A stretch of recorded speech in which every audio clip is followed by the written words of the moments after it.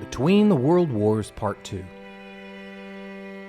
During the period in between World War I and World War II, some artists made powerful expressions addressing prominent political issues of the day, such as fascism and dictatorship, with their art. Reactions to World War I and the social and political situation of the 1920s and 1930s led German Expressionist artists such as Max Beckmann and Kate Kollwitz to create powerful works of protest. Max Beckmann's experience of working in a field hospital in World War I inspired him to forcefully express the misery he witnessed. During the rise of the Nazis, Beckmann, who was once a successful artist, became classified as a degenerate artist by the Nazi regime, which forced 15 German museums to remove his paintings. He painted this work Departure in secret during the early years of the Nazi regime. The work suggests Christian symbolism by its altarpiece, triptych format, with the central panel showing passengers from another time, a king and a queen with a child and a warrior figure or sailor on a ship on calm seas. The blue sky and net full of fish suggest good fortune.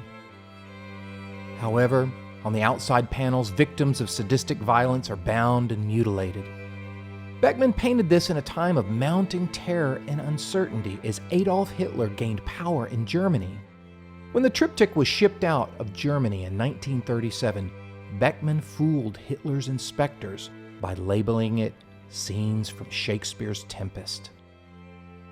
Beckmann was forced into hiding and later fled the country. As with many other artists at this time in Germany, his work was censored for alleged immoral or anti-German qualities. The artist Kate Kollwitz used her high-contrasted, naturalistic style to powerfully express and depict the universal human condition of suffering in the interwar period. The loss of her son Peter in World War I led to a lifelong exploration of the subject of mourning. In her print work, The Mothers, Kollwitz shows a group of defensive and anxious women who are locked into a solid protective mass to protect infants and children. The work suggests the sacrifice and suffering of German mothers who sent their sons off to war. In a woodcut titled The Widow Too, she depicts the body of a distressed mother lying flat on the ground holding her limp child. Both appear as if they are dead.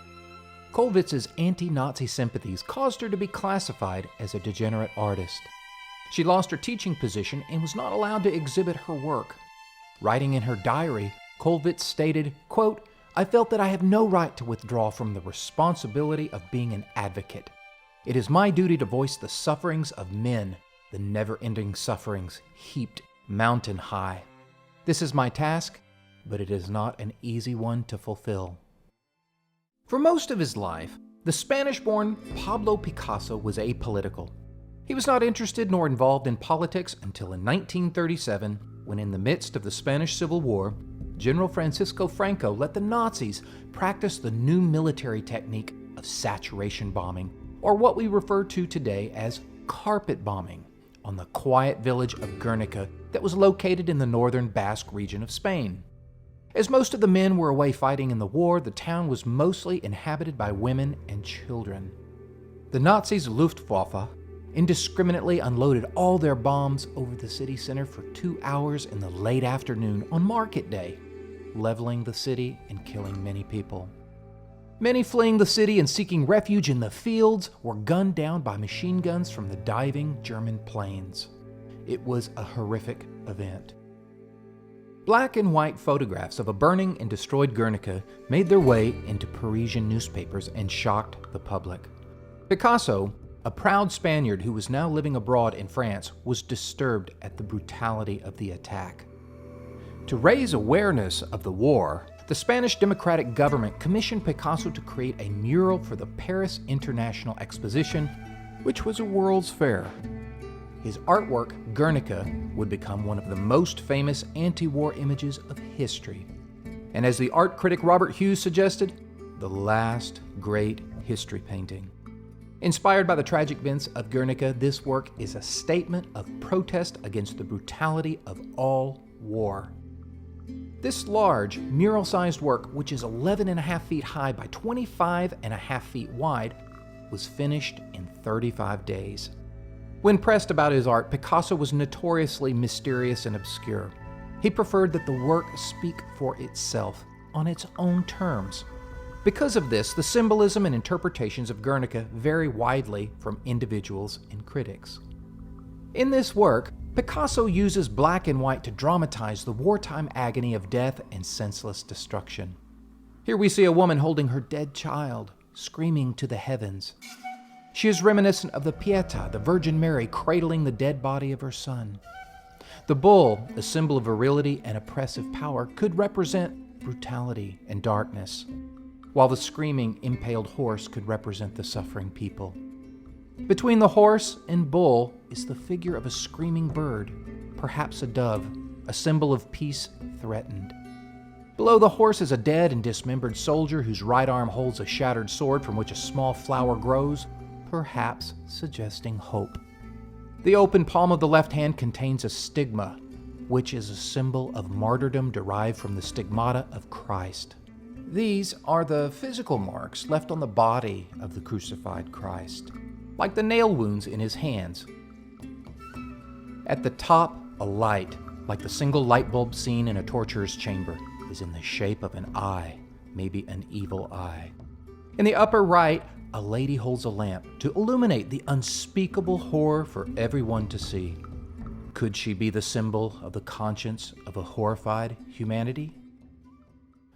The politically and socially themed artwork that arose in many countries between the world wars came to be known as social realism. These artworks varied in style, but they all retreated from the radical innovations of modernism, such as those favored by more abstract artists. Social realism sought to communicate more directly with the public about social causes, so their work used more traditional and realistic forms. In countries such as Nazi Germany and Communist Russia, social realism was supported by the state because it was used to communicate their ideals. Still standing in Moscow, depicting a male factory worker and a female farm worker united together, is Vera Mukina's 78 feet high monument to the proletariat and agriculture, which is meant to express a vision of Soviet society in which rural and urban workers unite to celebrate the Soviet regime.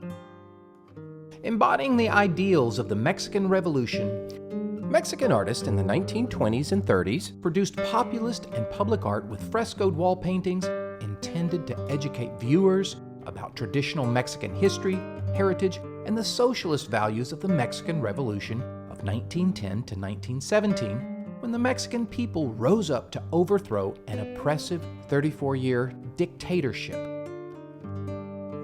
Diego Rivera's Liberation of the Peon makes visible the cruel and exploitative Mexican peonage system, or debt slavery, which kept agricultural workers in servitude to the owners of large properties or haciendas until they could pay off a debt by work. The laborers, known as peons, were routinely subjected to brutal punishment. In this fresco painting, a hacienda worker has been tied to a post, whipped, and left for dead by his overseers. 4 revolutionary soldiers have come to his rescue. In the distance, a hacienda building burns. In the 1930s, the United States government supported programs sponsored by the Farm Security Administration, which provided money to artists to document the struggles of the Depression era and its consequences for rural America. Enabled by small, lightweight cameras, the work of photographer Dorothea Lange became not only a powerful social document of poverty, but also a tribute to individual strength of spirit. In Migrant Mother, Nipomo, California, we see a tired and anxious mother, Florence Owens Thompson, gazing out into the distance with an infant in her lap as 2 children bury their faces in their mother's shoulders. The mother, overcome by circumstances she cannot control, must figure out how to provide for her children. This work became a symbol of the plight of migrant farm workers during the Great Depression. In the 1920s, the influence of European modern art made its way across the Americas, where Latin American artists, influenced by Cubism and abstraction, created their own style of modern art. In conjunction with sympathetic poets, writers, and musicians, Latin American artists created their own unique modern style that reflected not only the influence from European art, but reflected their Afro-Brazilian traditions. In Tarsila do Amaral's Abapuru, her style shows influence of the tubular forms of the European cubist Ferdinand Leger and the abstract sculpture of Constantine Brancusi, while the lemon slice sun and cactus are playfully asserting Brazilian culture. The title of the work, Abapuru, means the one who eats in the indigenous Brazilian language, referring to alleged cannibalism of Brazil's ancient peoples, and also the artist's modern version, which suggests the cannibalizing or ingesting European styles. In the cannibalistic manifesto written in 1928, the Brazilian modernist poet Oswald de Andrade wrote that Brazilians come from two traditions, the jungle and the school. In his version of constructivism, Uruguayan artist Joaquin Torres Garcia, we can see the rectangular influence of both the work of Pete Mondrian and the stone architecture of pre-Columbian indigenous Peru. This hybrid work, alluding to both ancient and modern, is covered with symbolism from ancient American pottery designs. Denoting this as a Latin American art, Torres Garcia incorporated the Spanish words año, meaning year, luz, meaning light, and mundo, meaning world. Although some of her works were exhibited with the Surrealists in France, the Mexican artist Frida Kahlo was never a formal member of the European group. In fact, her work owes more to the folk art of her native Mexico. She is admired for drawing attention to Mexican and indigenous culture and for portraying the experiences and forms of women. Here, in the two Fridas, Kahlo shows us her opposing ancestry by depicting herself wearing two different dresses. On the left, she represents her colonial European side, her father was German, and on the right, representing her indigenous Mexican side, her mother was Oaxacan. In the United States, we have American regionalism. Between the world wars, many artworks produced in the United States took many forms, but generally retreated from the radical innovations of modern art. These works favored realist techniques and were more connected to American folk traditions. Capturing the loneliness of American urban life, artist Edward Hopper has been referred to as the poet of isolation. Much of his work depicts solitary figures isolated in a familiar but strange surroundings, such as empty rooms. About his work, The Nighthawks, Hopper recollected, quote, unconsciously, probably, I was painting the loneliness of a large city, end quote. Spare on details, the streets are empty as the figures appear to be lost in thought and disengaged from one another. As viewers, we are left to wonder about the figures, their relationships, in this imagined world. Inspired by the style of the Northern Renaissance artists such as Jan van Eyck and Albrecht Dürer, the American artist Grant Wood painted nostalgic images of a fast, disappearing farm life in a late medieval manner. His work gave the American public an idealized vision of itself during the Great Depression, embodying the rural American values of hard work, community, and austerity. Another popular American regionalist is Thomas Hart Benton, who depicted the culture of the American Midwest with his distinctive, expressive, curvilinear forms and warbly figures. In Arts of the West, Benton shows us a romantic portrayal of the Old West. With the later emergence and success of the wildly experimental abstract expressionists in the 1940s, Benton's outspoken hostility towards modern art and the narrow circle of New York tastemakers caused critics to deem his work conservative. Ironically, the most charismatic figure in the new abstract expressionist movement that was coming in the 1940s and 50s was none other than Benton's former pupil, Jackson Pollock. The figurative art of American regionalists quickly became tainted by its stylistic similarities to the propagandistic artworks employed by the rising totalitarian regimes of the day, such as the Soviet Union and Nazi Germany. African American modernist and the Harlem Renaissance.